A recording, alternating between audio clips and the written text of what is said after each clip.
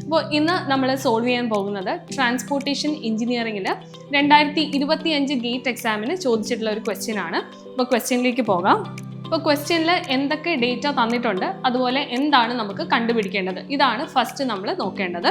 ഇപ്പോൾ ക്വസ്റ്റ്യനിൽ തന്നിട്ടുള്ളത് free mean speed is 60 km/h. അതുപോലെ average space headway at jam density on the road is 8 metre. Very important ആണ്.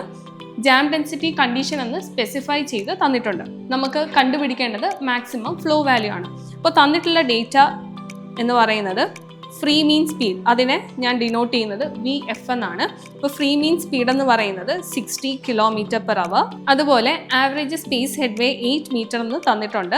അപ്പോൾ സ്പേസ് ഹെഡ്വേ കണ്ടുപിടിക്കാനുള്ള ഒരു ഇക്വേഷൻ ആണ് 1000 ഡിവൈഡഡ് ബൈ K. K എന്ന് പറയുന്നത് ഡെൻസിറ്റി ആണ്, പക്ഷെ നമുക്ക് ഇവിടെ തന്നിട്ടുള്ളത് ജാം ഡെൻസിറ്റി ആണ്. സോ നമുക്ക് ജാം ഡെൻസിറ്റി കണ്ടുപിടിക്കാനായിട്ട് 1000 divided by space headway which is equal to 1000 divided by 8 meter which is equal to 125 vehicle per kilometer.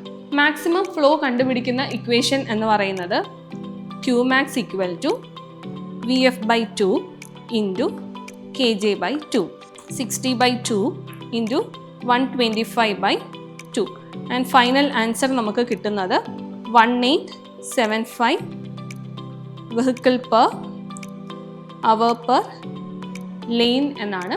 അപ്പോൾ ഇതാണ് നമ്മുടെ ഫൈനൽ ആൻസർ. അപ്പോൾ ഇതുപോലുള്ള 1 minute ഗേറ്റ് PYQ ക്വസ്റ്റ്യൻസുമായിട്ട് വീണ്ടും എത്തുന്നതായിരിക്കും. Thank you for watching.